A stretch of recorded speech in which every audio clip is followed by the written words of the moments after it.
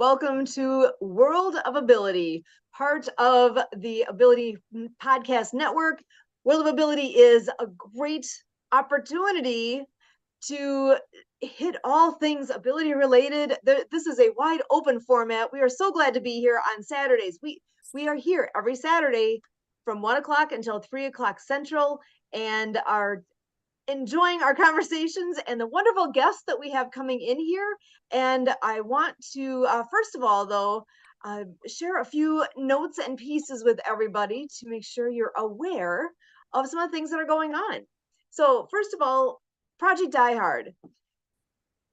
If you're a friend of the show, I've already heard about Project Die Hard, but if this happens to be new to you, I'm glad you're here to find out more, because Project Die Hard is an amazing organization out of Paducah, Kentucky. It was started by a gentleman named Brian Gibson. He is a veteran himself and a really amazing guy. He is in the middle of opening an entirely brand new location. So what is this location? What is Project Die Hard? It is a place this particular place, which is the first one that's being opened, is in Makanda, Illinois. It is a 20-acre property, and it has a 10,000 square foot building. The entire concept of this is to have a place where veterans can go and get whatever they need, get whatever help they need, whatever assistance they may need. The big thing that we're combating here is veteran suicide. If you're not familiar with the immense problem that it is, then I guess I'll be the first to tell you then, because I remember, gosh, it was probably at least a decade ago. I remember going to see a documentary.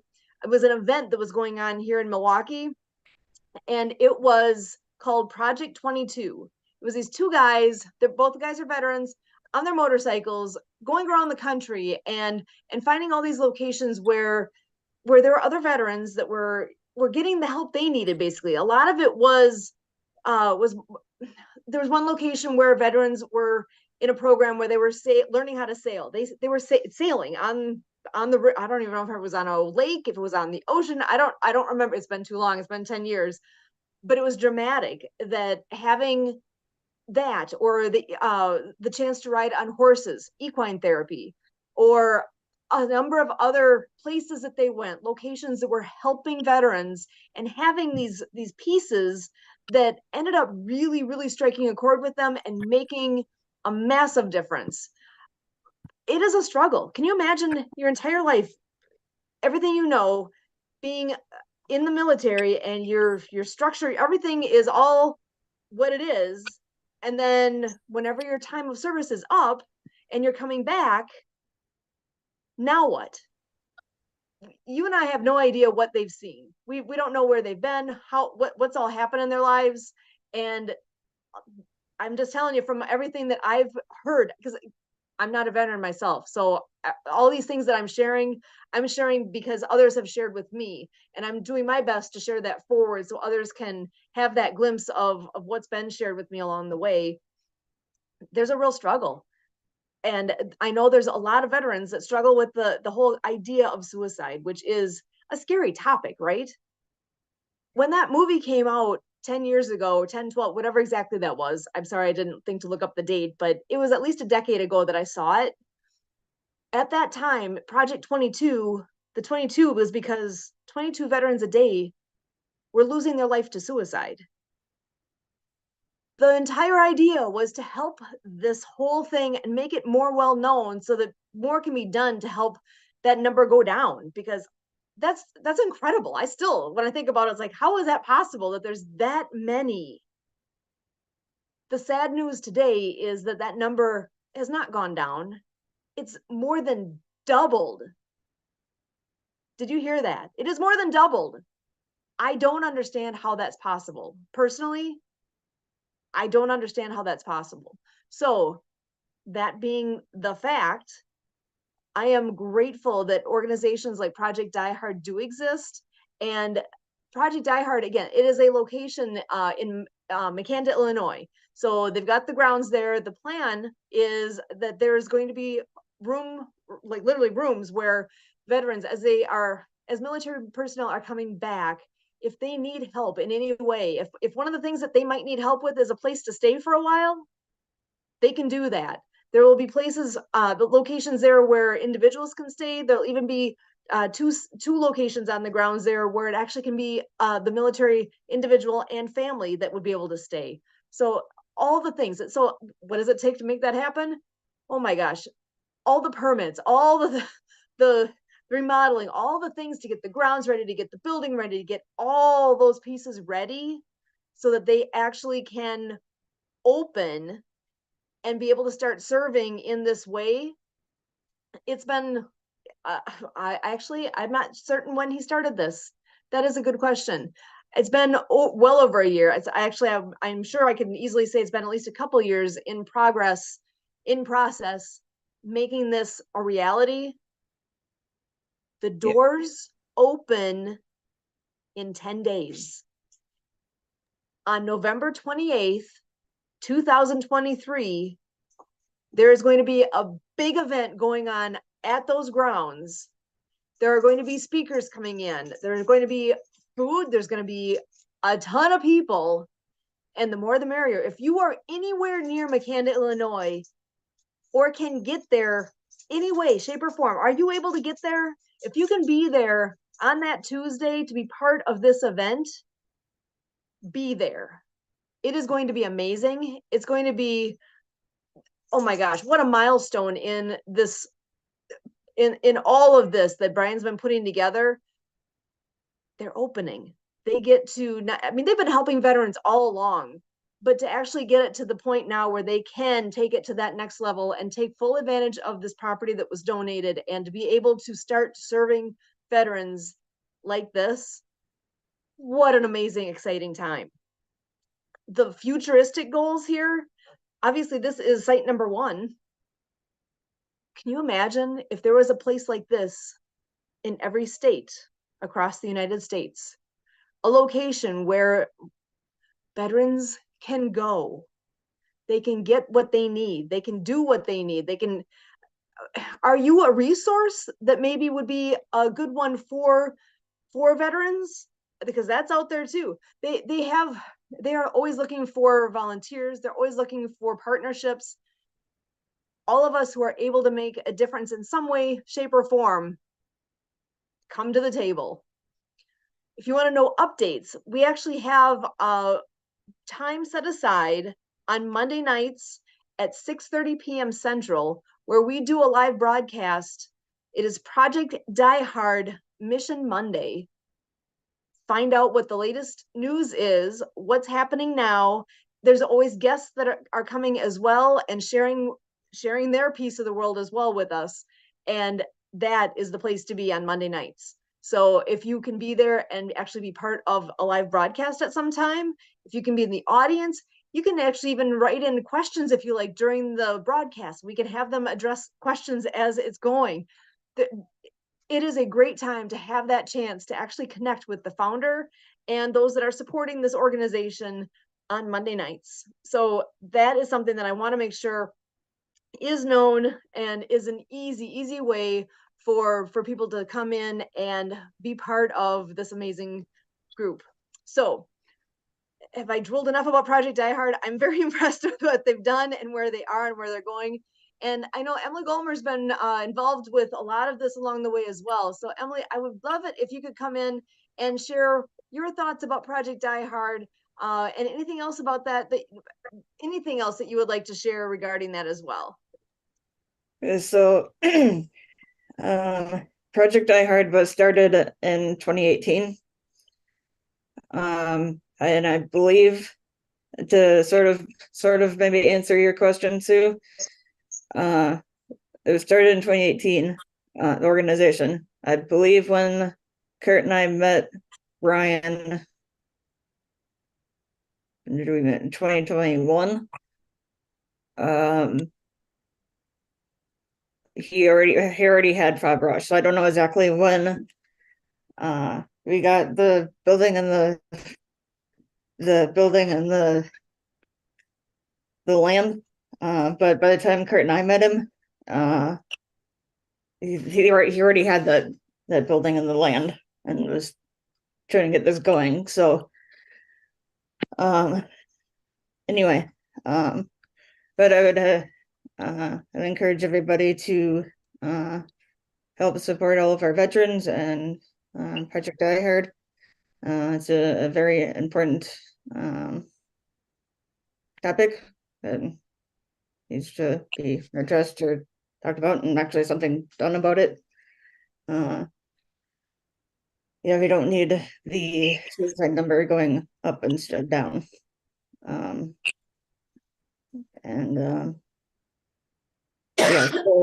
So I encourage everybody to observe whether that's volunteering somehow, either with Project Die Hard or another veteran organization, donating anything you'd like. And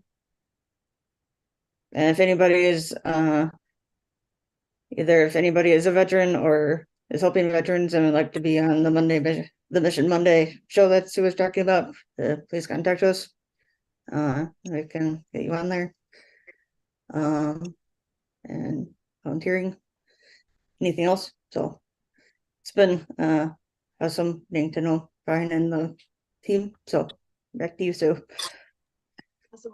Can you share a little bit about Freedom Train? I know we work a lot with the Disability Channel, and they have an amazing event coming up here on December 1st with Freedom Train. I'm wondering if you could share some details on that as well.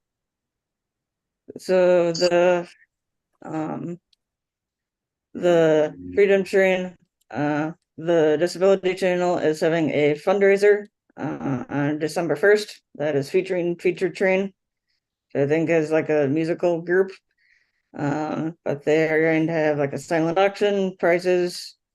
Doors are open from 6 p.m. to midnight Eastern, and like $30 Canadian.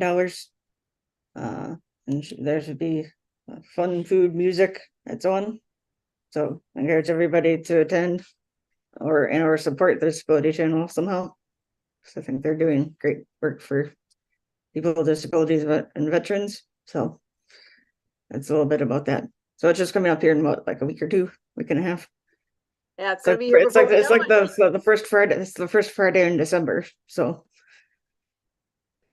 yes, we're just under 2 weeks out from that. I know we have Thanksgiving next week, and then it's the Friday after Thanksgiving. So it'll be here really quick.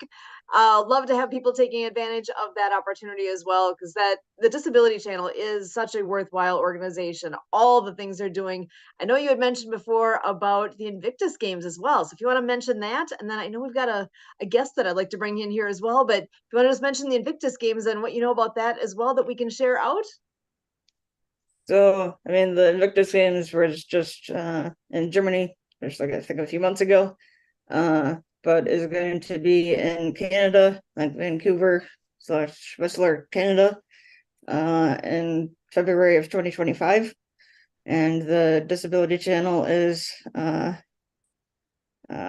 doing the media setup and so on, media coverage of that. So that's exciting. So looking forward to that too. So yeah, excited for that, and that'll be here before we know it too. I know it's February of 2025, so it's about, let's see, what would that make it? Maybe 14-ish months from now. It feels like a long time out, but that's gonna fly by. There's gonna be a lot of news between now and then about what's all happening and what to expect.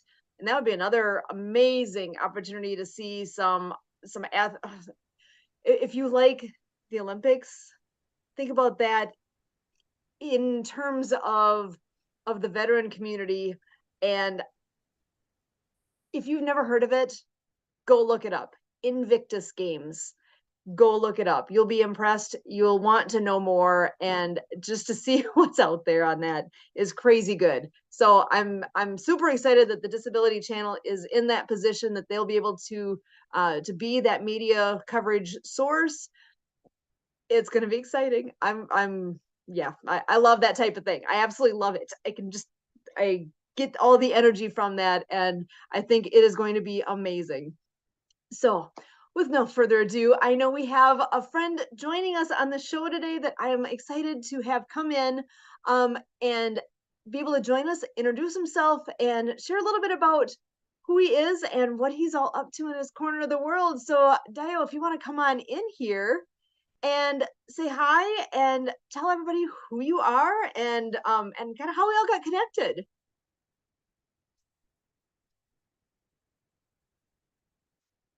Yep, and I know we just got to get that mute You're in. button. My name is Dayo. My name is Dayo. I joined Project I had as somebody who um who cherish humanity so much, because every death of an individual, according to John Donne, diminishes all of us because we are all involved in mankind. As a result of that, we need to show love to our neighbor, be part of projects that are tailored towards helping other people, because we have a whole lot of people out there that are not speaking out as to what they are going through and all that. So at Project Dyad, it is at the centerpiece of our policy that we need to care for people, cherish people, and of course make the society better for everybody. And I personally am a software engineer, and I'm someone who will help organizations manage their social media pages, help them with their graphic designs and all that. So at the moment, I'm considering going for my master's in the UK, University of Lincoln, and the school fees is $12,800, £800. So should anybody be interested in supporting my journey towards achieving that dream, I would definitely be interested in such a gesture. So stay with us and do enjoy what we do at Project Dyad, and God bless you. Awesome. Thank you so much. Yeah, what an exciting journey that you are interested in and working towards a master's degree. So actually, can I ask, tell me a little bit more, what has brought you in that direction? What is it that you would like to do in your future? Yeah, definitely. I studied English at the University of Lagos in Nigeria, and as my first degree. So I've been in the tech space for more than 5 years. I've been a software engineer for years now, and have worked on several projects. I co-founded Outquizzer. I co-founded Outquizzer, and we launched June 28th of this year. And so far, I've been able to amassed about, or we've been able to you know we've been able to get like we've been able to get close to like 20,000 users on our platform. I've haven't launched our product on the 28th of June this year. So far we are pushing as a company, and but then how startup is, you just have to invest your money into it so that it can grow. So we've not been paid salary yet, not been paid anything, not even a dime. But we are pushing the startup forward. So another aspect I'm working on is AI Predictify. And what we are doing is like we are building AI machines that help humanity, that keep humanity together, basically. Because what happened in 2020, COVID-19, which happened in 2020, is something that we shouldn't take for granted again, because it's something that I feel like if we don't try to curtail it, if we don't try to like work on technologies that could actually detect some diseases that would face humanity in the future, we are all at risk. So as a result of that, I decided to start fetching data, a whole lot of data, that could actually help the machine to be able to predict some diseases that humanity would face very soon. So your question is what swept me into deciding to study project management. Yeah, basically because of some of this project I'm working on, I feel like it is very essential for me to delve deeply into the art of project management, because I want this project to be successful, and for me to learn more, or should I say for me to know how to handle some of these projects very well, I need to, go back to school and, have my master's degree in project management. And that's what swept me into deciding to have a master's degree in project management. Excellent. Oh, I I actually work at a university, so here in Wisconsin. So I love hearing stories of how people get to where they are and what that next step is that they're looking to do. And furthering your education is always a good thing. Learning those skills and figuring out all those pieces that it takes.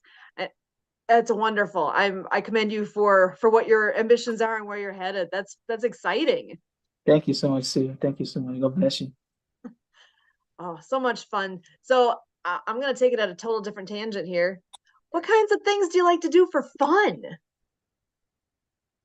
If you don't know, I was going to say we're water skiers. So all the water stuff, I mean, that's not where I water ski, but that's one of the things that we do for fun. We do a lot of volunteering. We do a lot of water skiing. We're kind of our family is out there and doing a lot with a lot of different people and a lot of different things. So I just got to throw it out there and ask.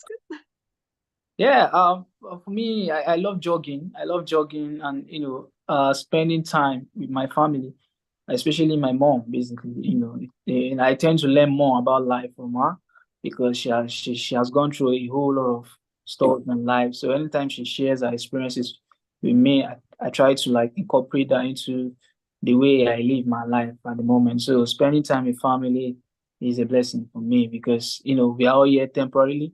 We are not here forever. So we need to spend time with our loved ones and trying to be humble with these people because without them, life may not worth living. So that's what I feel. Oh, and I wish everybody had that kind of an attitude towards family because that really I love that. That's fantastic. Because Thank you so much. because we don't get forever with everybody around us. I wish we could, Yeah, There's a lot of people. success is a distraction. A whole lot of people want to be successful and they tend to forget their loved ones. But as much as you're trying to get to the top, you need to carry people along. You need to carry your family along. Because at the end of the day, you never can tell what's going to happen to you in the next 2 years, in the next 3 years. Let me tell you a story. I used to work with somebody in an office in 2021. That man used to come to the office every now and then, only for somebody to call me 2 days ago to tell me that the man is no longer alive. All right, he's dead. So, people die every day, and we are not here forever. We are here temporarily. So we need to learn to love one another and try to help people in a way we could possibly do so. Yeah, that's my policy. That is a great way to live. Oh, I again, I wish everybody had that type of attitude and forward thinking and value in family because I mean we have friends that actually we have a friend who brings the term family to surface. So it's the friends that become like family, and to be able to Yeah, really to value that and which I truly do. I mean, family means everything, but so do our close friends because this is who we surround ourselves with, and we do need to value them. And exactly. Exactly. We need to, I feel like we need to love ourselves first before we can learn to love other people. And we need to be positive on the inside before we can perceive others as positive people. Because for instance, now I knew Kurt some weeks, no, some month ago actually. It's over a year, but we've not been very closer. We've not I had to like reach out to Kurt. I could not even believe that he would reply me to at least, want to help me one way or the other. And it's something that I will carry with me forever. It's a gesture that because every minute, everything that happens to me is always documented. All right. I document my experience, how I get here, how I get here, how I how I get here. Sorry, how I got here rather, how I got here, how the journey was from me from before I could achieve all of these things I've achieved so far, so I could actually pass some words to my kids that are coming because not everything should involve money. I always tell people not everything should involve money. Some words could actually, could actually worth so much. Like in fact, some words money cannot buy some words, some advices that we could actually give people, because not everything revolves around money. So there's some things I learned based on my experience that I tend to share with other people, that I believe that would actually help them in one way or the other. So yeah, that's how I live my life. Fantastic. Because yeah, what's more valuable than money? Time. We all have only a certain amount of time available, right? And how Yeah, you spend that, that's a currency too. exactly. So Right. words are rooted in time. All right, words are rooted in time. But words are like poetry. They are immortal.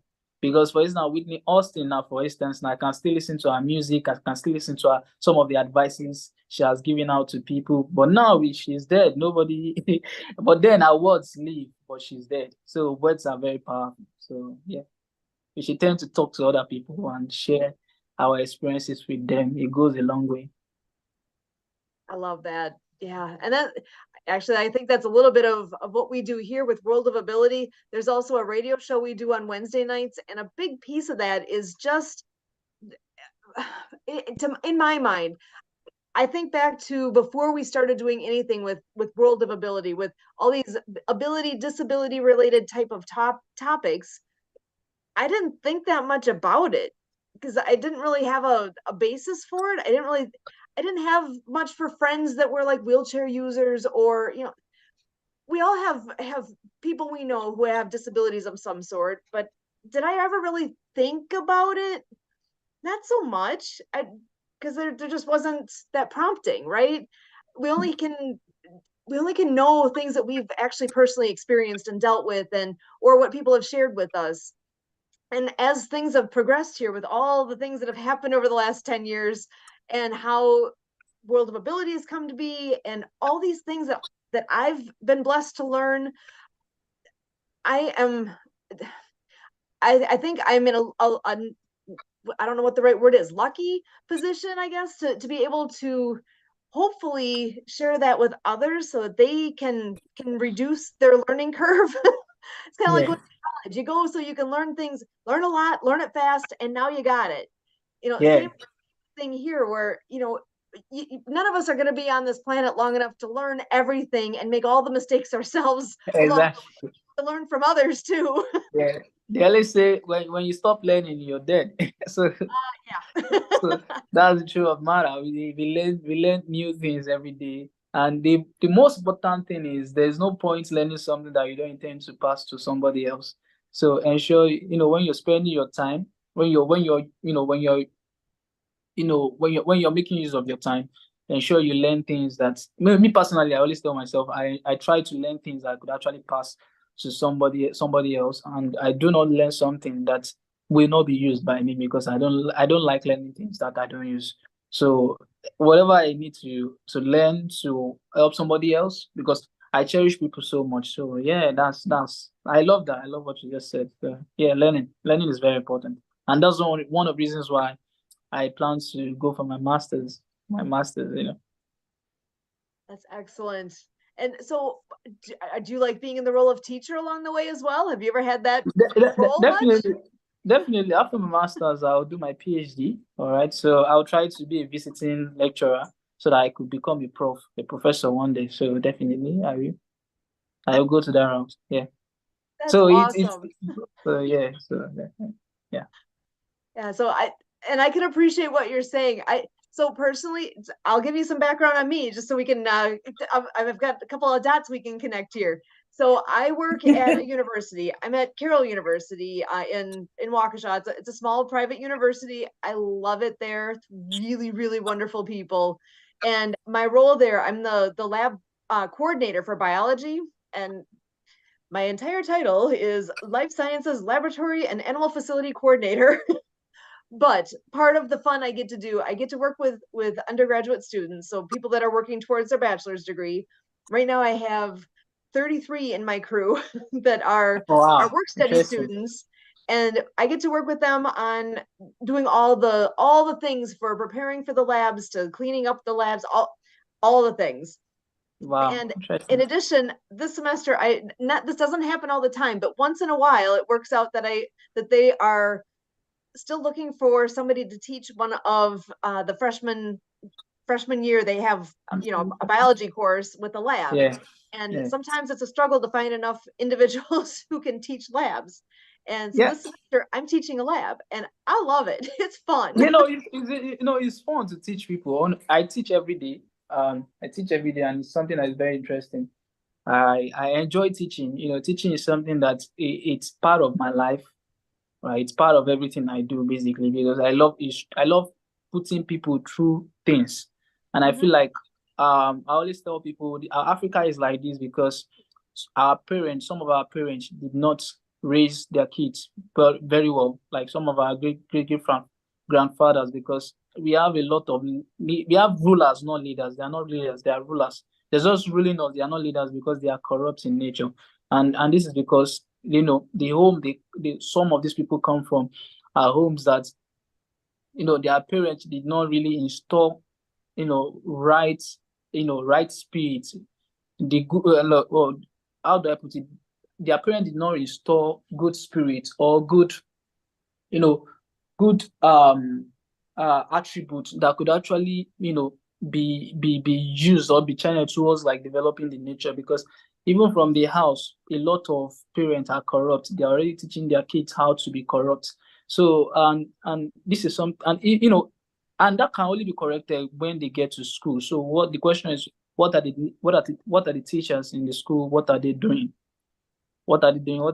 These are the questions now, and that's one of the reasons why I would love to lecture in the university, maybe a visiting one, because obviously I'm still a software person and would love to, you know, move move move all over the country. So I wouldn't want to be in one place. I would love to go all over. So yeah, that's just the idea. Yeah, to be able to be in that position to share. And I appreciate what you said there, because I think I've had that conversation with high schoolers, with different people along the way too, where okay, the kid, say you're in high school and some kid's being a total jerk. We don't know what their home life is like. We don't know what their experience is like. And it might just be that you happen to be their outlet and they were taking out their frustrations on you, not Yeah, where, exactly. Exactly. sometimes it's, or maybe they don't have food. Maybe we don't know what another person's experience really is unless, Exactly. I know my own, but outside of my house. That's why we need to, it's no shame to speak out. People always see it as something that is shameful, but it can only be shameful if you are not willing to be a changed person. For everything that you go through in life, you need to be humble. You need to stay humble, because there are some times that you need people. But no man is an island. John Donne, I don't know if you've heard of John Donne. John Donne, a writer, an English writer, who is a legend. Or um, says in one of his works that no man. I think the title of the poem is even "No Man is an Island" or something. So that means nobody can be everything on their own. You can't be everything on your own. You need people who are willing to help you. So if you have a problem, speak out. We have institutions, we have Dyad projects there that you could actually reach out to people working there to help you. With respect to whatever you're going through. So it's very important we learn how to speak out. We shouldn't be scared of what we people say, because at the end of the day, if you're dead today, people move on. The world doesn't stop. So you just have to care about yourself before other people can care about you. So that's how life works.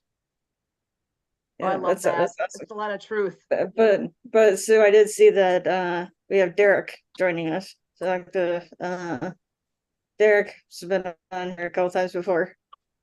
So welcome, Derek. I think love we were Derek. talking a little bit up your alley with schools and that kind of thing. Yeah, yeah, I heard that. No, so Emily shot me a message saying, "Show up now," and I've learned that No, when Emily tells me to do something, I do it. Not I once or wasn't- anything.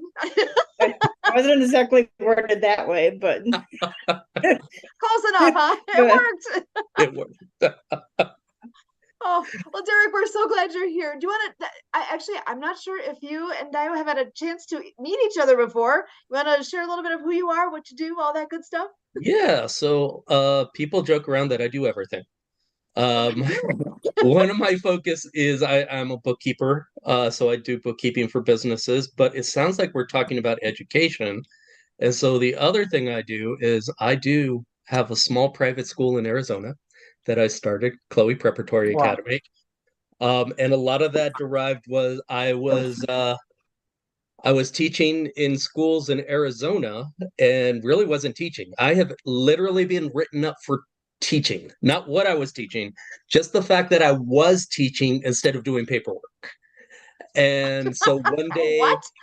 yeah, yeah. So you have a schedule and you have to do paperwork. And I finally had that kid that wasn't doing anything finally ask me for help. So I'm gonna finally, let's do this.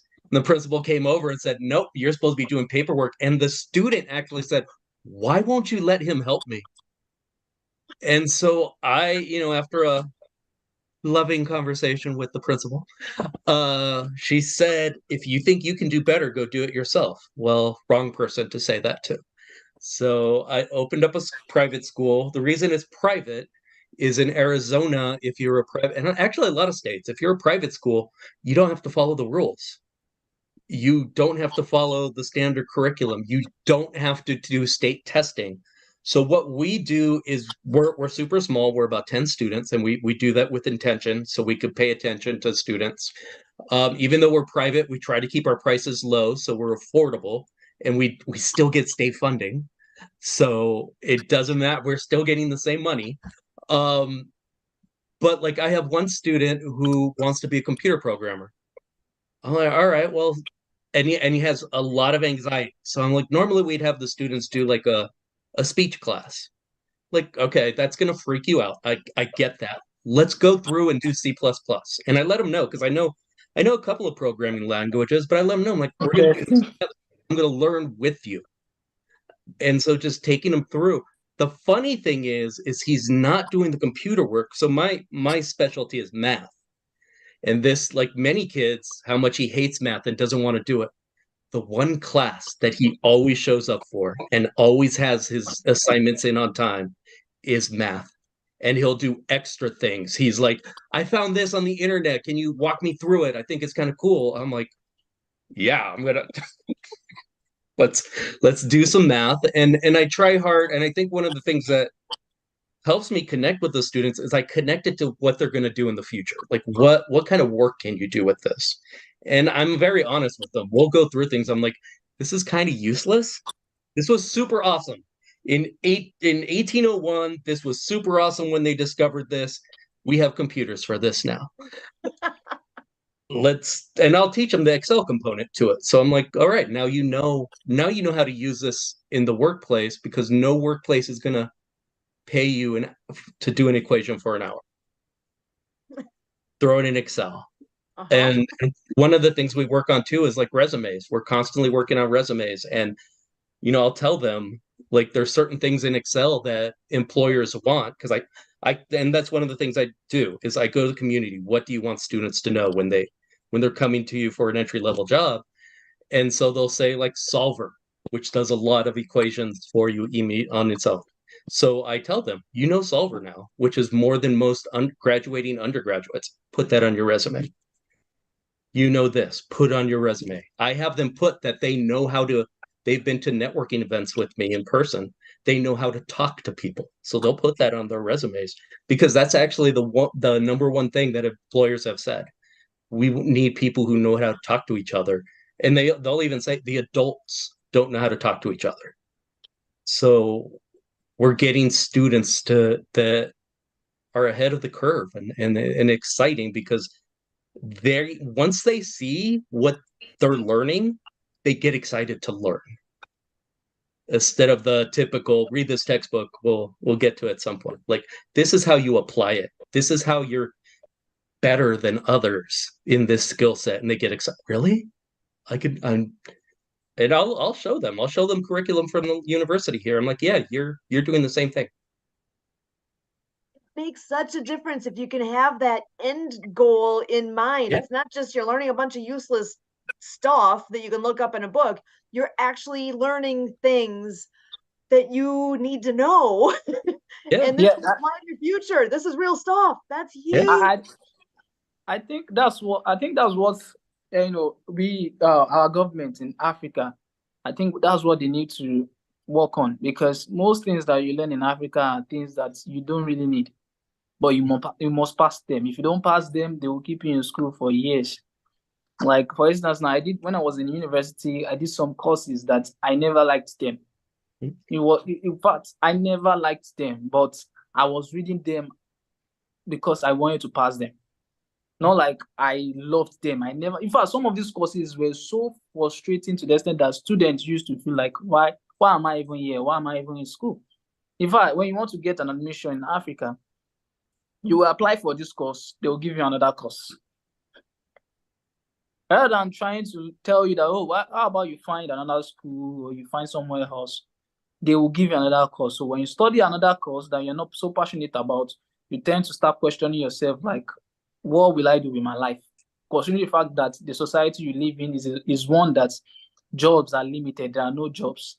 As a matter of fact, out of 100%, let's say only 30% or 25% are in jobs. So the question is, how do people survive? And now we're speaking of scam. People are scamming people. The biggest blessing in Africa right now is education and not religion. Religion separates us. But education keeps us together, because people are now beginning to think that, okay, what's the point of killing somebody? What's the point of stealing? What's the point of people are now asking why? Because of education. If you leave that education out of Africa, every country will be going to war. So that's one of the reasons why I would love to lecture in the university. I would love to, put so much effort into, teaching students, especially, this part of the world. Because if people are not careful with Africa, a lot of these children will become a problem to the whole world. So we need to. I mean, why am I speaking about Africa? That's just my experience. That's just my experience. It's education is awesome, and that's one of the reasons why I decided to go for my master's and contribute my own best to the development of humanity, my own little way, and come here and laugh with Sue and with everybody else. I love it. Yeah.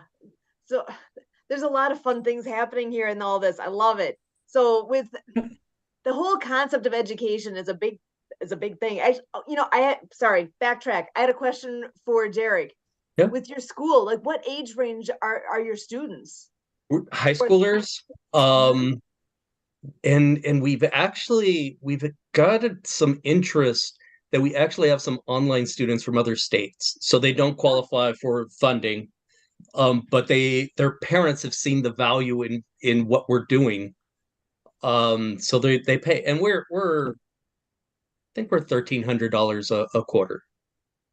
So to be in a classroom of 10 students, and the online sometimes it's just one-on-one, that we're just paying attention and able to work with whatever difficulties. Because one of the reasons we started the school, and kind of the main kind of what we're looking for, our ideal client, is that student who just gets lost in the regular system. So that same principal told me, don't worry about these kids, they're just going to end up working in retail, so just give them an A, just pass them. And I'm like, that like, it was just That's gross. the principal. What? So each one of these kids has a skill. It might not be like what we teach in our curriculum, but one of the things I noticed is a lot of these kids who are in these marginalized populations, like, have this survival that they have to go through because of the trauma they've endured.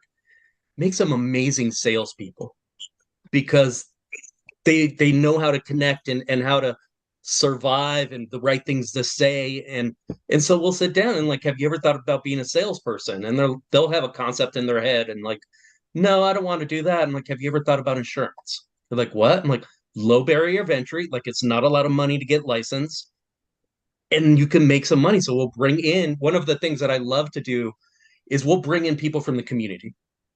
Tell us your job. Like, it's constant career day. Like, what weird job do you have that we don't know about? Because normally we get, you're asked as a kid, what do you want to do? And it's like policeman, fireman, doctor. Okay, how about economic regional developer? That's a thing. That's a well-paying thing. I usually tell my students about being a business analyst because that's what I did for a while. And they're like, what's that? I'm like, okay, so the reason we do Excel and we learn that is we come in on Monday and we work. Tuesday, we pretend to work and we watch cat videos. Wednesday, we pretend to work and we watch cat videos. Thursday, we pretend to work and watch cat videos. Friday, we make pretty pictures of the work we did on Monday and we present them at a meeting.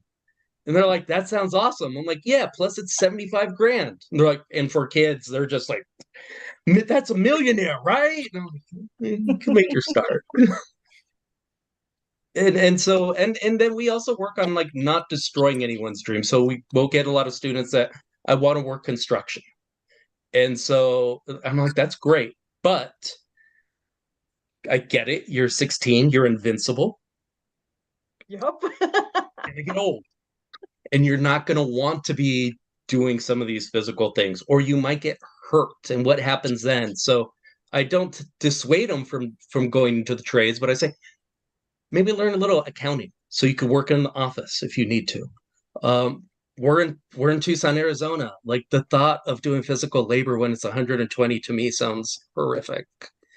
So giving them options of what they can do, because I've also learned from life, like, I knew what I wanted to do. And then 20 years later, I'm like, oh, this is horrible. I don't want to do this. Like, so being able to jump in and out as you wish, instead of being stuck in a job and saying, this is what I have to do forever. Like, let's give some of these kids some mobility. And we try to be very honest with them. We're as far as the job market, like, we're, okay, if you want to do this job, this is what it's going to take. Like, and this is what you're going to encounter. So, like, we're very honest. We don't try to glamorize anything. We're just, we realize what's actually out there. And so we let them know, because I don't know, feel like as an educator, that's my job, is to present them the truth, not hide it. That's amazing, because how do they find out? I remember when I was in high school, I'm like, Yeah. okay, I want to work in a lab. Yeah. I like lab stuff. Well, okay, well, now what? Where does it? I Yeah. kind of like medical things. That intrigues me. So I heard of this thing called medical microbiology. Ooh. Okay, there we go. We're going. And then once I actually got to Madison and realized, oh my God, it's only bacteria all the damn time. I like that part, but not that much. So I'm switching my major, because you know what? I didn't have anyone around me that had that type of background. I didn't know who to ask. I was a shy kid. I don't know, but that, I was glad I ended up on that path though, because I was at Madison now and I had all these different classes I could choose from. They were all, because I wanted something, on the tiny level, what microscopic or whatever. I knew that's kind of a direction. I just knew where my heart was kind of in that direction, but I didn't know where it was going to take me. And I've gotten all amazing opportunities along the way. I've worked at the Medical College of Wisconsin, actually doing T-cell cloning. I had that project for like 5 years. It was so cool. And I think back on them like, holy crap, we got to do some really freaking cool stuff that I had no idea I was, and that was 20 years ago that I did that. Since then, I've been able to be in these positions of like lab management type positions, where I actually get to do the exciting part of sharing my passion with students who are in college now, and trying to do kind of like what you're saying. It's like, okay, you're a biology major. What does that mean? What kind of jobs are out there? Because you're right. How do you know? You haven't been there yet. They don't know. One of my first attempt at undergraduate learning, I was an English major. Mm-hmm. So they're like, and you can have this job and this job and this job. And then I graduated and I'm like, no, you can't get those jobs. Like, I just wish, and it's one of the things I push now at the university level. Like, if you want to be, and I always use art history. I apologize to all you art history majors out there. If you want to be an art history major, that's great. Like follow your passion. But I think there should be an on like one extra course where they honestly help you find a career in what your passion is. Because to just graduate with an art history degree, I mean, honestly, you're at Starbucks. So like there should be a class where like, okay, you're gonna get an art history degree in a semester. Let's really look at what you want to do and where you can actually apply and get that. But it doesn't happen. It's always the big shiny thing of like, oh, sure, English major, you'll easily make 90,000. I'm like, no, they wouldn't even accept that to work at Starbucks. Like, I can read. That's the only thing. Like, it's not really something people want. So I switched to business, and business is a lot more. It's a lot easier. It still has its problems because, and I was just talking about this the other day. You know, they're still teaching accounting with pencil and paper. We don't do that in the real world. Mm-mm. Never. Like I have one client that we do that, and that's okay. And he's a buddy of mine. If he wasn't a buddy of mine, I wouldn't do it. We don't do it, and so like they're graduating, they hear all the shiny stuff of like, yeah, you can make 75 grand a year starting. Well, then they go out in the real world and they're like, well, really, it's more like 30, and you're going to have to work 80 hours a week, and you better hurry up and learn computer programs, or we're going to get rid of you because we're just really going to keep on staff the people who are going to learn the programs that we need them to know. And so, but there's still, hey, pencil and paper. This is the way I learned it, so it must be the way you learn it. And I'm like, There's something to be said for understanding all those pieces, but you need to apply them in exactly. the real world. There's both going on there, right? So I was just teaching a university stats class, and a lot of the students asked me how come I taught it differently. And I'm like, because the computer does all this stuff. Like, to be honest with you, I'm looking up these formulas before I teach the class because I put in the computer and the computer tells me all the answers. And so let's focus. And so I have my students work it out once so they get the concepts of what's going on. Then I don't want to see it anymore. Because one of the other things I learned as a teacher, if I assign an assignment, I have to grade it.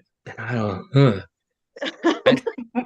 I don't need 20 pages. When I first started, I assigned 20-page papers. I didn't realize I had to read 20 pages. So it's now it's always one page. If you go over one page, you're penalized. I don't just want it quick and simple. But yeah, we work it through once so you can see the mechanics of how it works. Now let's use the computer. Let's go through computer programs to learn how we actually do it in real life. And again, like in 1801, it was super awesome. Absolutely. This is not 1801. Yeah, this is 2023. Yeah. Oh, it's 2023? Oh, I'm behind. I'm behind 2 years. Yeah, being practical and being able to be that piece for them is invaluable. I mean, oh my gosh. I was saying earlier with my job at the university, I've got like 33, this semester is 33 work study students. I get anywhere from 15 to 40. I don't know what I'm going to get every year, right? So it's fun, usually. They're amazing. Some of them I get to keep from their first day freshman year till they graduate, and they work with me the entire time, and I love that. I've really had some amazing people come through, and there's one of my girls I brag on because she was one of the best I've ever had. She stood out always, and she's currently working on her PhD at Harvard. So she was just out of this world, amazing, and heart of gold. I miss her dearly because she literally, whatever she could learn, she was a sponge. She would do everything she could learn, and I could trust her with anything. If I asked her to do a project of any, whatever it was, I did not have to worry because she had it. It was one of those kind of, and they're there. There's a huge range of abilities that come through. There's a huge range of desire too, because she wanted it. She was one of those students that had that passion in her to do a lot. I also have students come through that they're still floundering. They're in college because mom and dad said this is where you're supposed to be, and they're still trying to figure it out because, you know, round peg, square hole, you know, they're trying to fit, and they're doing the, you know, they're kind of doing the stuff and usually showing up for class. And it's like, you know, this is an expensive lesson you're learning here. If this is not where you should be, then I don't know, honey. But, you know, so as much as I'm their supervisor and all that, there's also those moments where I'm like, I turn into lab mom, because some of them come and are like, I'm having this problem with my landlord. I don't know what to do because I don't have water. I don't, or whatever, you know. Yeah. You get to be that trusted person in their lives too, of just life in general, because they're not at home anymore. Most of them, this is their first time out in the real world, whether they're in the dorms or if they're at that point now that they're renting a place themselves, whatever it is, life actually shows up along the way. And now you're Yes. balancing all the things. Mom's not there to do your laundry at night anymore, is she? You got to figure out what you're having for breakfast. You got to figure out where your clean socks are yourself, you know? Or doing the dishes and, you know, that All kind the of things. stuff too. You might have a roommate. Oh no, you gotta get along Yeah. with people. So I always joke around when I hear someone say, in the real world, it's not going to be so easy. And I'm like, no, it's the opposite. The hardest part of your life is your undergrad, because you have to meet deadlines. It has to be done a certain way. I'm like, in real life, hey, I'm going to be late. Is that okay? Oh, that's so great because I'm running late too. So we're good. And I'm like, people are understanding in real life. And so I always laugh when I hear your professor say that. I'm like, no, real life is easy because everyone goes through stuff. So you're able to connect. But undergrad, it's like, I don't care. You do this date. Like, you know, I'm actually working on my doctorate right now. One of the hardest aspects of that is there's no due dates on anything. And so I was joking around with my advisor. I'm like, I really need you to yell at me, because nothing's gonna happen unless you like yell at me and give me a due date. Put a date on my calendar. So, but you work with bacteria? Yeah, sometimes actually every spring and fall we have classes that are microbiology, and I don't have, since my Harvard girl left, I don't have anybody that has the skill, and that I really feel like I can just hand them the whole thing of, here, do all the prep work for this class, because I literally could do that with her, and now that freed me up a lot of hours every week to do other things that need to be done. And now I like it. I just had one of my wife's coworkers, because she works at our hospital here. She's a bone marrow transplant quality analyst, and one of her coworkers just transferred, and she worked in the lab, and she was talking about how she thought Giardia, it was her favorite because it was so cute. And I'm like, and I just had to sit and do that headbutt. Yeah, sure, super cute. Okay, have you ever heard of giant microbes? They're like little stuffed animals. It sounds that scary. Like, I'm terrified now. Look like the microscopic thing, but they made them into stuffed animals. And I'm telling you, the first one I ever got was Giardia. So that one, really? because that one happens to be the one that, you know, gives you an ulcer. So that was the one that just happened to. I got a MRSA lying around somewhere in my office. Awesome. With the cape. I have that one. I've got a collection. I'm sorry. You're in nerd world here now. Sorry, we just crossed the line into Nerdville. But I think that it connects because, like, that's what we try. One of the things that, like, when we do get other teachers at our school, that's what I look for. Like, are you excited about what you do so you can pass it on to someone else? Like, a lot of times, like, teachers coming out of school know pedagogy, how to teach. And I'm like, hey, can you cover a math class for me? And like, I don't know math. I that same principal. Good thing I'm not mentioning names. Came into my class one time talking about how much she hated math and how glad she didn't have to take my class. And I'm like, I got kids here who are saying that. Like, you're not helping me out. Like, let's it doesn't, so having that passion, whatever the subject is like what I look for, like when I'm looking for a teacher, because that's the passion is transferable. The actual concepts and knowledge, they're gonna forget. Like, that's what college is for them that go, oh, that thing. But the passion will be there. Like oh yeah, Professor Roscoff like was so excited about Giardia and she had the little stuffed thing, and I think moments like that too help students. So one of the professors that I work with in my doctoral program, his whole thing is how we process information. So when we're happy, we can learn. So I tell students to think of their happiest moment before a test, to do a little dance. We start off with dancing because it just makes people silly. So education's weird. We want you to learn this stuff, memorize it. Then we're going to give you a test to freak you out, shut down your brain, except for your limbic system. Now perform well without your brain. And it's weird. Like it's a weird system. And so how I always tell my students, like, let's focus on being happy when you learn. You're good. So those little things, like thinking of the stuffed Giardia, you're going to have a student that's taking a test sometime going like, oh, I don't know. Wait, there was that little doll and it looked like this. And okay. Now it's all coming back. And like using puppets, like I'll use puppets like for no reason. My wife will join in. I have a puppet of me. Like, no way, I love that. Yeah, I had a Muppet made of me. She does a better job of imitating me than I do. So she'll bring the puppet into class and just be like, oh, okay, now it's time to take this test. And I'm like, really, I don't do that. And all the students are like, yes.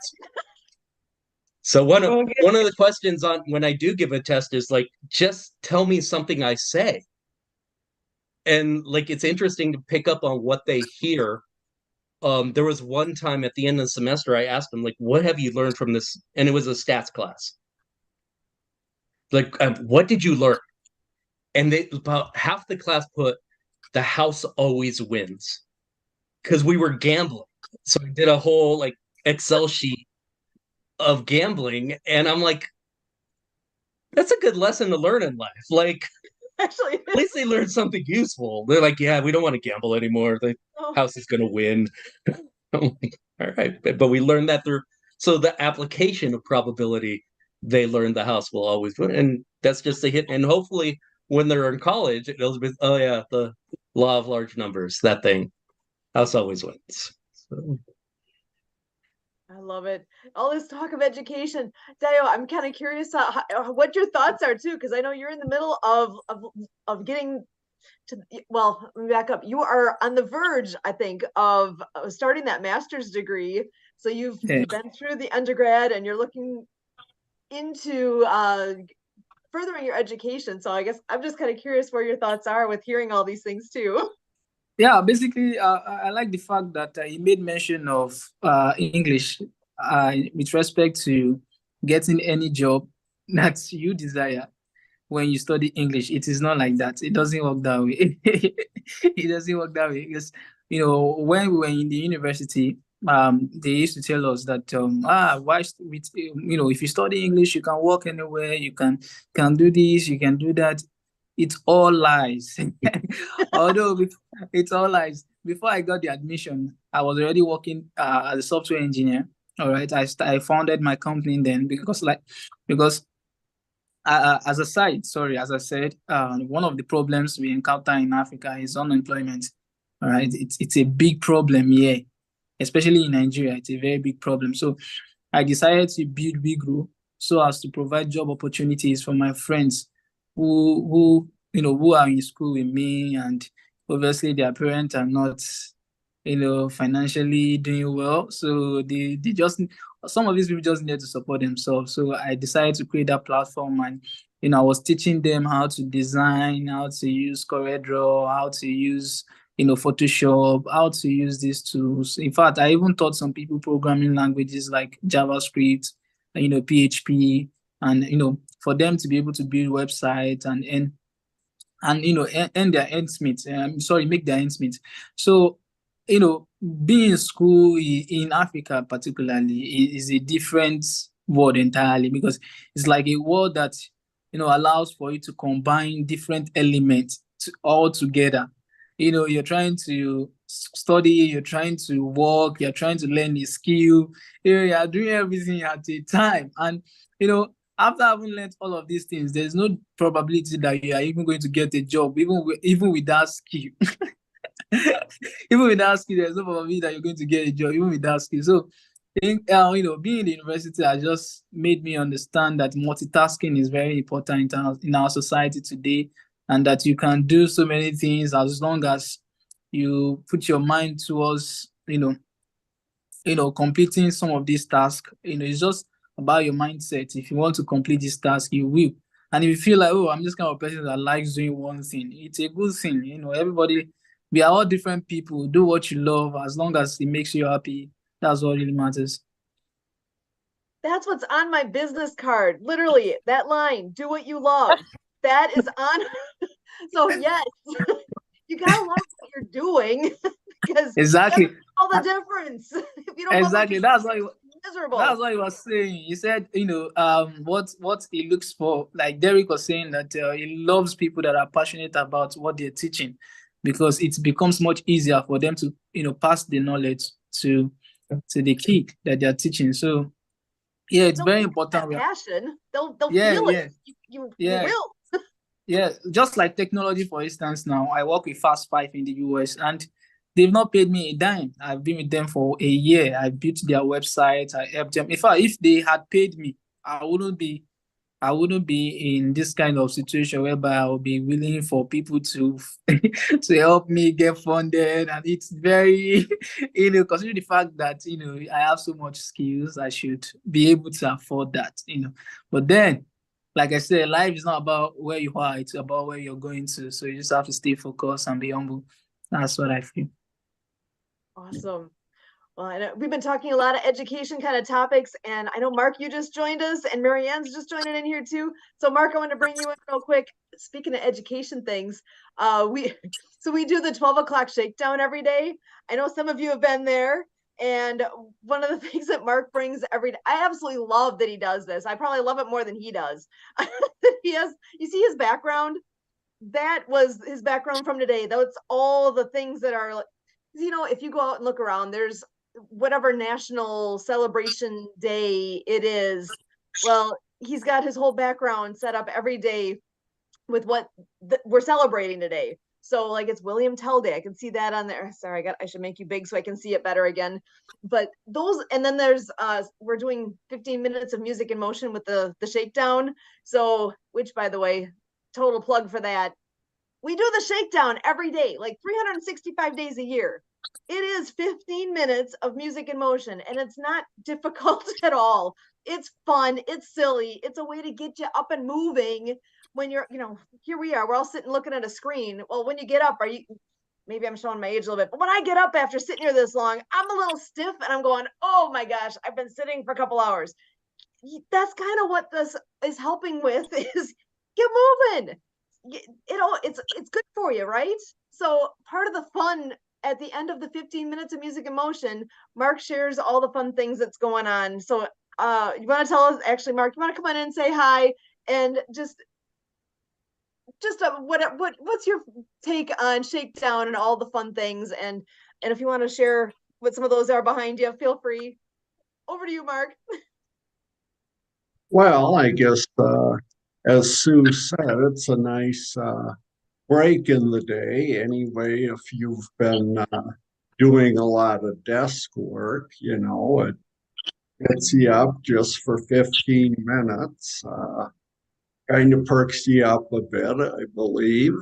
And yeah, people add a few things afterwards, conversation. And well, this background thing just got started because once in a while with some of the songs I would put on just an album cover from my iTunes.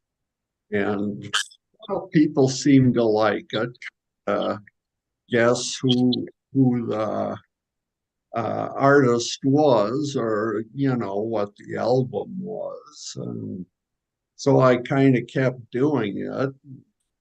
Then I ran out of iTunes albums, so I went to musicians' birthdays. And, well, needed something else to fill up space. I decided pick out some of the national holidays. There seems to be a holiday for everything. And Everything. usually, most days, there's a couple of really worthwhile ones and a couple of, well, usually food items, and then you get a few weird ones thrown in. So I like to include those too. Yeah, the other day you actually, or was it a week ago? I think it was. You gave me a good excuse to get some ice cream because it was Sunday day. So I don't know if I told you that, but we actually did go. We went and bought some ice cream and some toppings, and we had sundaes that night. So thank you. Unintended consequences there that, yeah, I loved it. So there's all sorts of fun that comes with it, and I personally do appreciate, because that takes time. You put that together every day, that takes time. So thank you from the bottom of my heart. And I know we got Marianne joining us here as well. I want to have her come on in and say hello, and hello, who you are, all of the wonderful things. We got a great crew of people here today, so glad you could join us, Marianne. Hola from San Carlos, Mexico. I'm Marianne Ambrose, Marianne of Waikiki. I'm the author of the Acts of Kindness series featuring 200 folk Manus puppets. My books are written for animation movies with sign language characters and soundtrack by Hawaiian artist Lucy and the Perfect Wave. Behind me, you can see Cool Acts of Kindness, our third book. In development, featuring Greta Gobble on the golf course. It's an app game, so we're going to be thankful here for the week of Thanksgiving, and just wanted to check in with everybody. The app games are free. You can visit the website, actsofkindnessseries.com, and just enjoying the afternoon here in San Carlos. I know, Sue, several times I've talked with you, and well, hurricanes were coming, power outages, but we have a clear day. We're sitting at a beautiful restaurant, resort, and watching some sailboats. We've got returning visitors here, a lot of repeat people that have lived down here. I'm from Hawaii, and my captain is working on the sailboat in the boatyard. Another friend returned. They're all working on their boats, so we can enjoy the summer down here. But we are working online. Leah McLaughlin from Clean Water Foundation is out there bringing filters to 40 different countries, especially in Sedona, Arizona, and the Hopi Navajo tribes. And we're going to be partnering, talking with some big players next year for funding for the Acts of Kindness series to bring the books into some stores that they're creating, as well as we're going to be applying for grant funding to bring these books into animation movies. So we're ending the year here, but we're thankful. And I have 10 app games up on Apple for the outline courses of each chapters of the books. We'll be heading into whale watching season. So Underwater Acts of Kindness will be featured next month with Ocean Cleanup Organization with Boynton Slat, and Algelita organization with Captain Moore, who was featured in the book, just posted my books on their website. So slowly but surely, we're getting these books of ocean cleanup, anti-bullying, and we're working on the climate change book with sign language characters and a beautiful soundtrack by Lucy and the Perfect Wave out there to the world. And I met with Trevor Gibbs, who's in Brazil, Argentina, who is going through the heat wave now. He helped me upload 4 videos onto YouTube, the Acts of Kindness series now, so you can see the signing characters such as Greta Gobble on the golf course, to learn the finger spelling numbers. Chelsea, the courageous sign language chicken, and who does the 26 letters of the finger spelling ASL alphabet.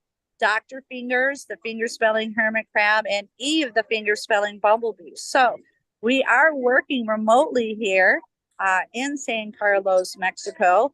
I acquired a little bit of an ear challenge again, lost some of my hearing in my right ear, but the doctors and physicians are amazing down here to help, basically remove earwax, but it can be challenging because I had to tell my neighbor, I said, when we talk, we have to talk face to face because I can't hear a word you're saying. And other people too on the phone calling me, and it's a challenge of not really kind of going out because I need face-to-face contact so I can understand everything clearly. So again, that's our background about hearing loss. And we have 500 million people worldwide with a hearing loss right now, and millions of moms and dads coming home from being of service who can't hear their own children or grandchildren. So we celebrated Veterans Day last week. We had a great show with everybody. And again, I want to thank you very much. If you can kind of hear, we got a birthday boy here who just turned 81 years old. He had a nice meal here, and there's a drone going on. It's exciting here. I'll turn off the background here, and so you can kind of see San Carlos, Mexico here. But again, we want to thank you, World of Ability, Sue and Kurt Roskoff, and Emily for being the assistant, and all the guests that we're on here. And to, again, share the Acts of Kindness series. You can visit the website and see all the flyers, the app games. And, oh, by the way, classroom teachers in the United States of America can receive copies of the books from an organization called Donors Choose. That's donorschoose.org. I had a classroom teacher in Hawaii request 50 books of underwater acts of kindness for ocean cleanup. She got funded in 2 weeks. And I went out to the classroom. We did a book signing. We had a slideshow presentation with the characters and talk story in regards of what we can each and every one of us can do to help clean up the oceans here. So it's great news, and we've got new guests here. So we're sharing our story. We all met on Happy Neighborhood Projects. I was the co-host in Hawaii, and I was also the H&P sign language interpreter for Abilities. So we're enjoying our week off here. We have worked remotely here. So we got good news from Leon, from some investors for bringing the good news around next year, and just updating the projects with KDP and Trevor Gibbs with American Disabilities Act to make sure your websites are ADA compliant. And so happy Thanksgiving. Check out Greta Gobble on the golf course, and I'm going to slide it over here so you can kind of see us here in motion. We got a birthday boy. He's got a head, he's got an eye, a virtual assistant with a drone down here, and we're watching the pelicans again. Signing off from San Carlos, Mexico. You can see some of this here. It's beautiful. It looks so nice and warm. It's like 35 here, I think. It's chilly. That looks amazing. I will live vicariously through you, okay? And so music here. We got a drone. See the birthday boy there. He just turned 81 years old. I love it. Yeah. Tell him we say happy birthday from the World of Ability. It's called Feliz Cumpleaños. It's happy birthday. Happy Feliz birthday in cumpleaños. Spanish here. Let me just show you here the Vista Tatacawi here. It's and I got sailor friends that are putting their boats in. They're in the boat yard, and I'm looking forward to sailing with the orcas. That's my goal this year. So I don't know if you can kind of see, that's the mountain there. It's a Vista Tatacawi, and I have that view from my place. So yeah, it's it's really good, and they have a really good medical community. I got had I want to say an interview, but they had an enrollment down here. That's what I'm getting at. They had an enrollment to make sure that they're, the American citizens are taken care of. They're building a brand new hospital down here that's supposed to accept both Medicare, U.S. Medicare, Canadian military, etc. So, it's a beautiful spot.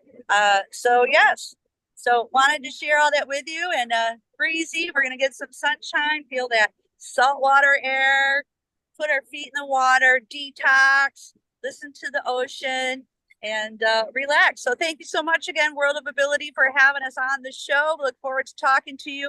Happy Thanksgiving to everybody. So here is for our sign language. Happy is from the heart. Yep, but from here, happy, and here is Thanksgiving, the gobble. And what I used to do in Honolulu every year down at the Blaisdell, the Hilton Hotel sponsored meals with the governor, and they had a table for the deaf. They had Billy V from the television be an announcer. They had hula dancers. I was down there with Chelsea, the courageous sign language chicken, shaking hands with everybody. They thought she was a turkey, but she was a chicken. And miss those entertainment days, but again, we want to bring them to real animation and find that funding.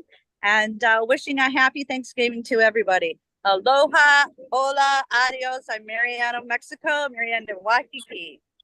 Awesome. Thank you so much, Marianne. We love having you join us. And I personally, I'm loving that view. So enjoy that and soak some up for me, okay? Awesome. And now I know how to say happy thanks. I gotta make sure I got that right. Happy and then Thanksgiving. Awesome. Thank you. So much fun to get all those updates and to learn as you're talking education. I actually had one of the student workers that I work with just in the last couple of weeks here. He made the comment that he wishes that our university had a way to actually have sign language be that everybody needs to have some kind of a language component with their education. And we don't have sign language at where we are there. And he was trying to figure out a way to take a course where he could utilize that as his foreign language component. And last I heard, it wasn't happening.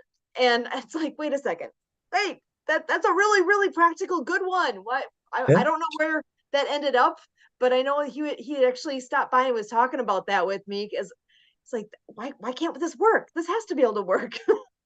So I know at the University of Arizona, the sign language is considered a foreign language, so you can take that, or I should say ASL, because apparently there's tons of different sign languages, and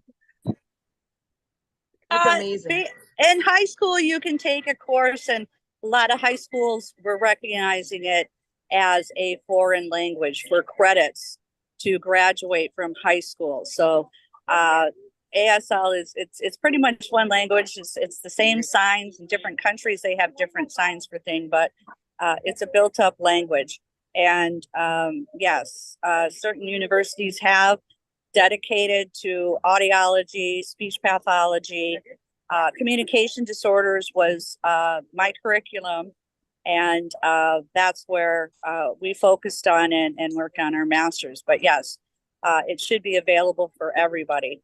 So just wanted to kind of give you an update. And things have changed. I mean, don't get me wrong, it's been over 30 some plus years or whatever. And, President Bush signed the American Disabilities Act. But yeah, we want to make sure. And I'm really excited too. I looked into Dome Audio, which is creating headsets for the hard of hearing deaf through bone conduction.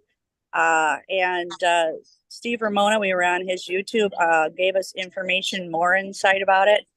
They have videos of the students at Gallaudet University putting on these headsets, just like your Bose headsets, but it's kind of geared around your ear for bone conduction, and watching their eyes light up when they could hear sounds such as the beating of the drum in a marching band, or speech threshold, where there was a female talking about how both of the sounds were from bilateral hearing loss. She could hear the same for both sides of her ears. So it's amazing technology that's coming out, and I'm really excited to learn more with Steve Ramona.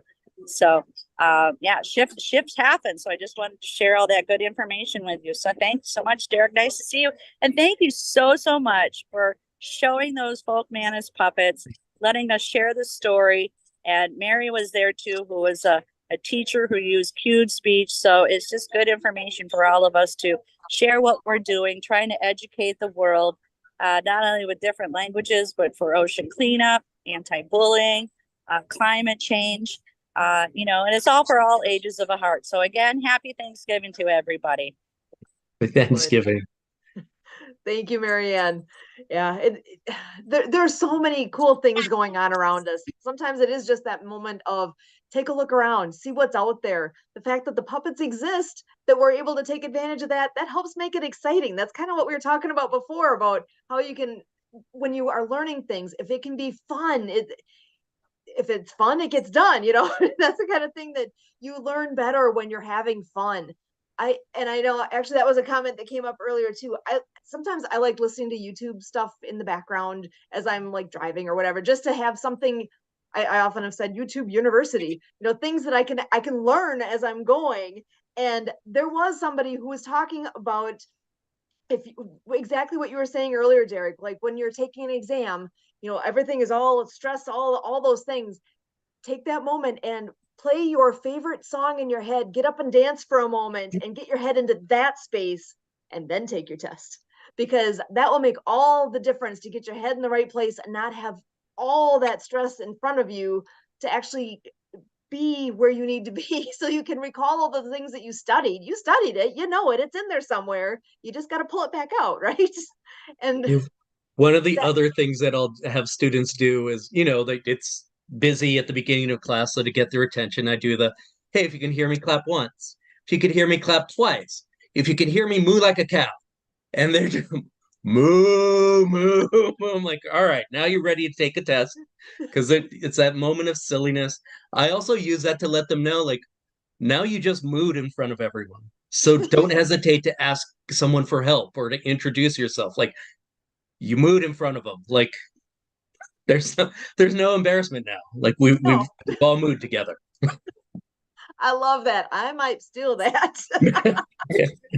Well, yeah, If the university that I went to, if you try stand up or try to dance, you'll be kicked out of the Choose wisely. Maybe you have to do it before you go in. Yeah, exactly. and it makes Exactly. a difference. Everything is tough here. They make everything tough. Oh. So they're working on your stamina and your ability to handle all of that all on your own then too. If you see their faces, they're always boning. They're always looking like they want to come and murder you. Like, oh, you didn't read all these days. Now you're coming. You want to come and cheat, right? You see what we done to you. That's the idea here. Yeah, there's all sorts of ways to promote and to learn. There are so many ways, and there is. You've all seen it. You've all seen the super strict to the what you're saying, like they have the silly side, and different people learn different ways too. So it may work differently for different people. Some people will thrive in one or the other. That world of ability, right? We all have different abilities. You got to figure out what works for you, right? That's part of that learning process. We all learn things differently. I tend to be more visual. That's what seeing you guys helps me. If it was all audible, I would be, squirrel, this helps me focus.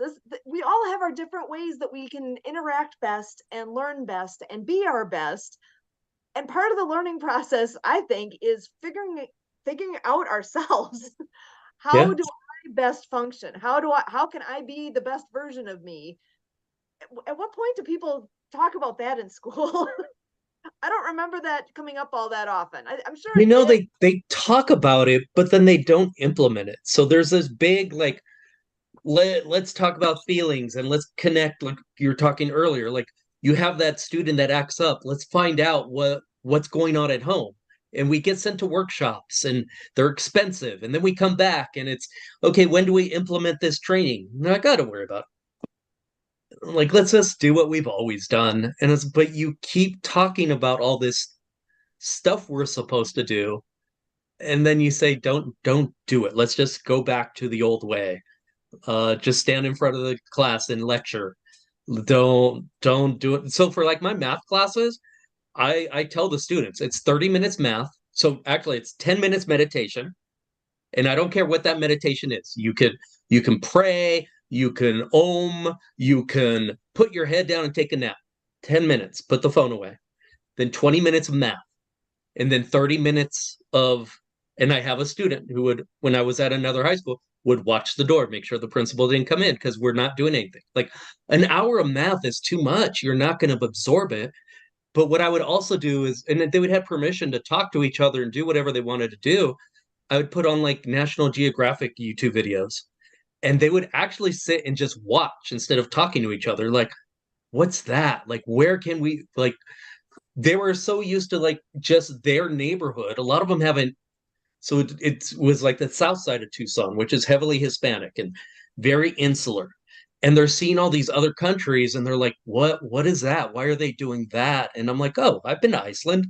They're like, no way. Like there's another world out there. And so just introducing them to that of like, there's somewhere else you can go. You can go to Africa. You can go like, but also the same time, like I'm guilty of like, so I always joke around. I have a public school education, so I know nothing about Africa. Because in public school, it's like, and I remember even a teacher saying the country of Africa. I'm like, I don't think it's a country. I don't think. I'm pretty sure it's not a. But then they kind of just skip over that. So like, there's an entire. I have a friend who's from some country in the Eastern Europe. I'm like, you have to understand, it's Germany, France, Italy, England, a whole, and then Russia. Uh-huh. That's Not much awful. happened in the studying of that area at all. Yeah, yeah. It just, I'm sure they have to pick and choose too. What are we going to cover? But you'd think at some point between first grade and 12th grade, there would have been a time to hit those areas. Cause I gotta say, I can relate to what you're saying. Cause I didn't really, I don't know that we did. If we did, it was so minimal that it does not even stand out in my mind at all. Yeah, my kids, I'm actually looking, so I'll send them like just stuff for them to get introduced to. Next week, there's because I'm essentially sending them the YouTube videos that I watch so they can learn. That's But cool. there's a YouTube video they're watching for next week on like a train, a guy on a train that's going from South Africa to Cairo. And on the way, he stops off in like Nairobi and different places. And he's talking to people there. It's actually interesting when I paused. A lot of the older equipment that's there is Chinese. Well, the Chinese are actually coming back and reinvesting, and they're actually talking to Chinese students on the train. And it's interesting to see their point of view. So it's like 4 Chinese students. One's like, oh, it's just about money. And the other one's like, no, it's about relationships and opportunity. Like we're talking to people in Nairobi about doing this stuff. And then it's also interesting that a professor of mine brought up that like, oh, they're just kind of the same thing. They're just doing oh, it's sad. And I got very upset at this. Like it's sad that they don't realize the economic picture of everything. Because they were interviewing a woman who was just glad to be able to ride the train. And she's like, yeah, she should really think about like the economic impacts. I'm like, you should realize that sometimes people just need a ride somewhere. Like that's a big deal to someone. Like, so just seeing those different worldviews, but introducing them to students too, so that they can think about that. Because we talk so much about, we wish our students would emphasize cognitive thinking and then memorize this test.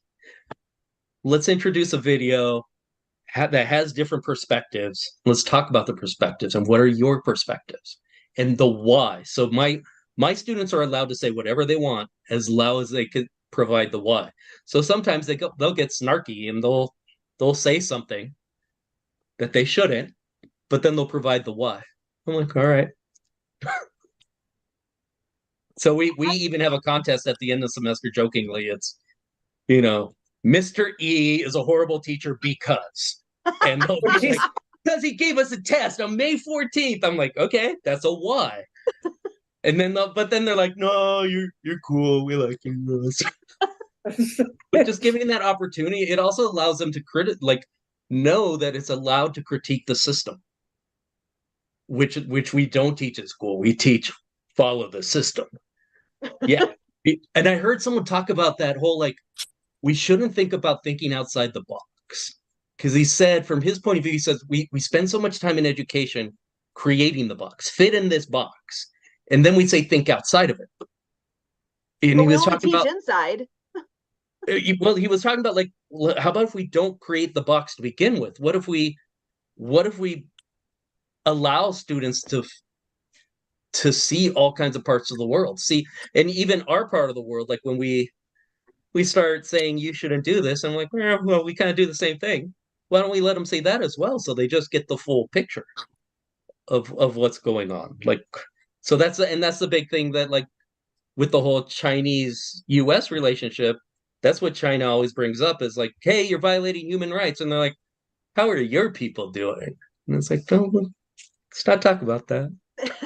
That mirror is really rough to look at.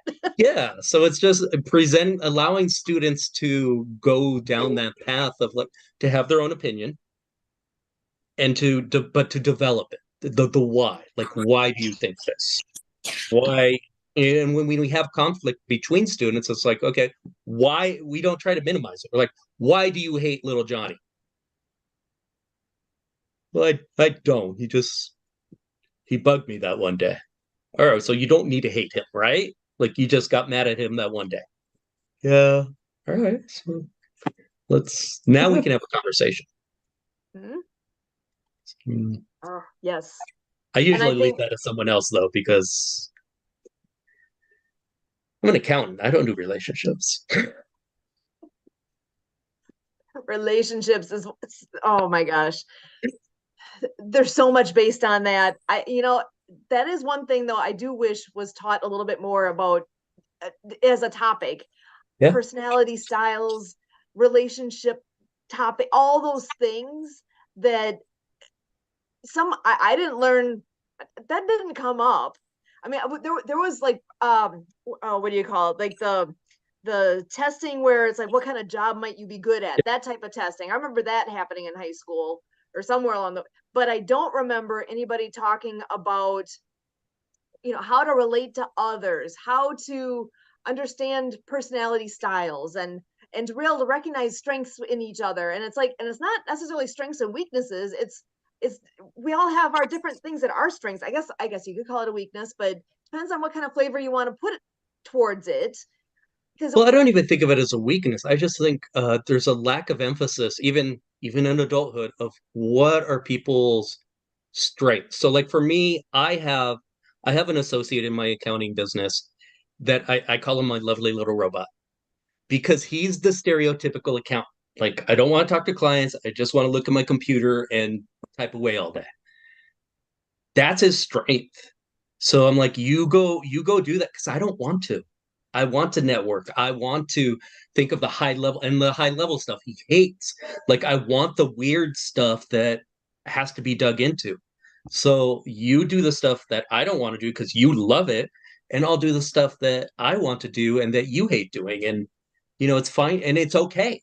Either way, there's no right or wrong. Like let's just go with our strengths, and occasionally let's step out of it. So when I bring on a new client, I do all the data entry so I can get to know the account. And once a month, I will take him to a networking event, and he grumbles, but I buy him a cheeseburger. He's like, all right, this is fine. I'll hang out with the cheeseburger. So we can, little bit of discomfort for both of us to be able to expand what we know and what we're able to do. That's awesome. I love it. That's a great working relationship. That's fantastic. Learning teamwork is huge. I know group projects is hard when you're in school and stuff and doing group projects. That's all whole. But you know what? You learn skills from doing it. You learn how to work with others. Yeah. It's not easy because it's not, because there's always somebody who's not pulling their weight. There's always there's that happens. Somebody's going to dominate somebody. But you learn a lot more than just the topic in the process. You learn a lot of other skills too, hopefully. I remember in business school doing a group project and kind of being frustrated. Like I just didn't have time for it. So I just told the group, I'm like, congratulations, you just got an A. And they're like, what? I'm going to do all the work. And we got an A. That's awesome. Sometimes that's the best way to go. So Well, and I know we are coming up at the top of the hour here. I just want to give everybody a chance to say a last word if you would like. I can go around my screen if you like, whatever's easiest. If whatever happens to be on top of mind at this point in the game here, because I know we've been chatting for a while and I have thoroughly enjoyed this conversation and appreciate each and every one of you being here. So, and I just, something brief here, if you guys wanted to think of whatever's on the top of your mind. And actually, as I go around, Mark, can I pick on you first? Because you're my first guy on my screen. Well, I joined about the time, the conversation got going about do what you love, what you have a passion for. I think we have to be appreciative of the amount of opportunities we have nowadays, too. I know in my father's day, and especially my grandfather's day, around the area I live, the rural area outside of Madison, Wisconsin, there wasn't much choice but to be a farmer, take over a small farm. There just weren't other opportunities. And not everybody wanted to farm, and you could tell the difference. The people that liked farming, people that didn't like it, just by looking at the condition of their farms. And well, some of them even, hung in the tavern all day or a lot. They just didn't like their job, but they didn't have a lot of choice. So I guess anyway, I appreciate all the opportunities that are out there. Excellent. Awesome point. I love that. Thank you so much, Mark. And Emily, you are next to my screen. What thoughts do you have, hon? Well, first of all, I want to thank Deo, Derek, Mark, Marianne for coming on today. I thought it was a great conversation. So that's kind of what I was thinking at the moment. Excellent. All right. Well, and Deo, you are next. If you would like to, I know you put some info in the chat, which is perfect. So, but what thoughts are on your mind? To begin with, I want to thank Court. I want to thank Court and Sue with Emily, for helping me, to get my idea out to people, because basically I plan to study, project management, MSc in project management, and the deadline for the fees is next month, on the 4th of next month, and the fees has been a challenge for me. So I discussed with Court that I needed to borrow money from him, and he was like, "Oh man, we have to reach out to a whole lot of people. Maybe we could, contribute for you or something like that." So yeah, and I've been here for about hours now. I've been here for hours now, and I'm glad that I was able to participate. We discussed about education, discuss about helping humanity and the rest of them. So I'm glad I was here today. Aside the fact that I need help, I'm very glad I'm here today. So thank you so much, Sue. Thank you so much. Awesome. So glad you're here, and I do hope this helps get the word out, and that we'll be able to reach people that can help with that financial side of things, because that is a huge barrier, and a lot of students face that, and it's a big one. It's hard. And if there's anyone that's able to help out with that, check the chat. There's the information to be able to do that is there. So I'm very hopeful that you'll be able to get what you need in order to make your dreams happen here. So I'm grateful you're here, and you're always welcome here. So we're here every week, and thank you so much. So, and Derek, I'm going to pass the baton to you. I think good luck with for you, Dale. Like yeah, education is very important, and I think we need a lot more people like you that have the big heart to be in business and in project management to help guide like where a lot of business is going. But I think my big takeaway and the largest life lesson I've learned today is that if Emily tells you to do something, do it immediately. Oh, jeez. Thank you, Derek. Oh, you're so much fun. I'm so glad that you did follow what she said and you came on here. So thank you. This has been such a nice conversation. I really enjoyed this. So, and Marianne, I'm not sure if you're still here because I know you are doing a lot of stuff on site right now. So I'm just going to ask if you happen to be there, and if you want to say anything, you're welcome to pop on in. But I'm not sure that that's going to work for. So just cautiously saying. But I know Kurt's been in the background this whole time too. So I do want to open the door and see, Kurt, are you there? And do you want to have a moment to share anything before we are done for the day? Oh, I see you coming on. I'm gonna pop you in. There you go. So if you want to share a few things, and when you're done, I'll take the last moment if that's okay. But over to you, Kurt. I have been picking for November the Sesame Street format. So today's number is 12 because it's 12 days until my birthday. And for those on the eastern side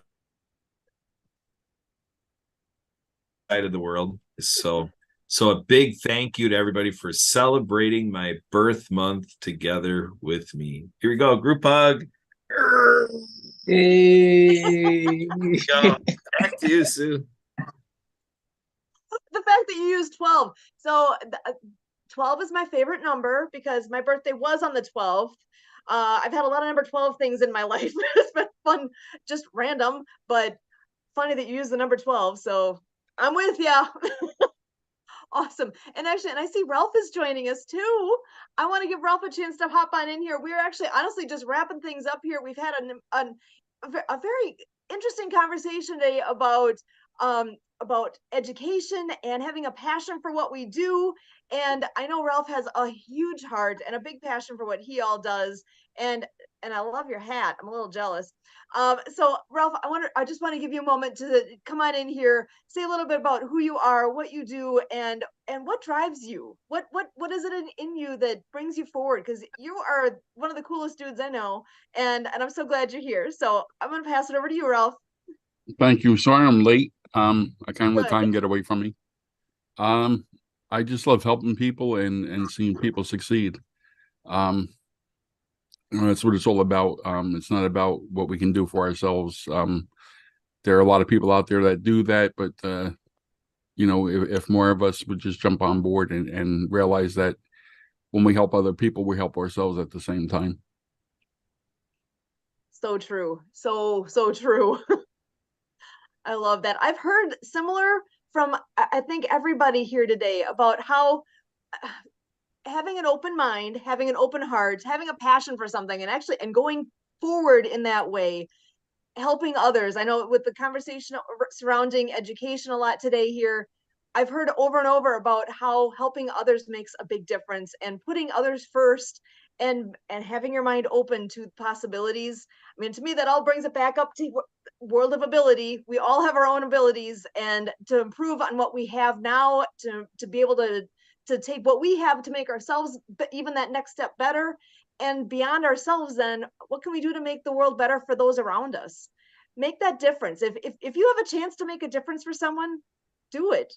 I one last thought. I heard I was saying earlier about how University of YouTube, and one of the YouTube things I heard recently, if it takes you, if you're looking around, you see something you need to do, you see that there's an unlimited list of things that we all need to do, right? Our to-do lists are ridiculous. And one thing that actually struck me that was like, oh, that's so easy. If there's something that you need to do that's on your list or it's in front of you, whatever, if it takes you like less than 2 minutes to do it, just get it done. Do it now. Don't wait. Don't procrastinate it. Just do it now. If it only takes a couple minutes, why wait? Just do it. So I guess that's kind of, for me, that's a little bit of my take home message of you know what, just do it.